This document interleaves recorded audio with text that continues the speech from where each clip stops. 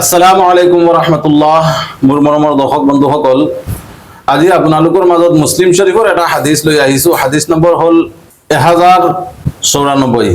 হুজুৰে পাক সাল্লাল্লাহু আলাইহি ওয়াসাল্লামে ইৰশাদ কৰিছে যে তোমালোক জান্নাতত প্ৰৱেশ কৰিব নোৱাৰিবা যেতিয়ালৈকে তোমালোক মুমিন নহবা, আৰু তোমালোক মুমিন এতিয়ালৈকে মুমিন নহবা যেতিয়ালৈকে তোমালোকে আপোচৰ মাজত এজন আনজনক মহব্বত নকৰিবা।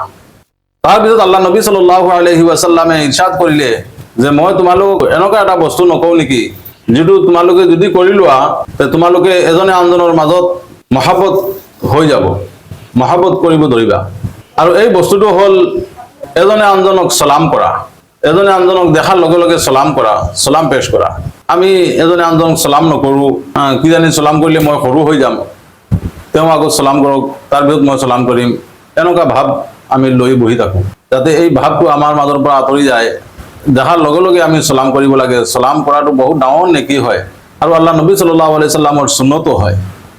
আল্লাহ তাআলা আমাক চবক এই হাদিসৰ ওপৰত আমল কৰাৰ তৌফিক দিয়ক, আৰু সালাম আমি বেছি বেছি যাতে কৰিব পাৰোঁ, আল্লাহ তাআলা তৌফিক দিয়ক। আমিন।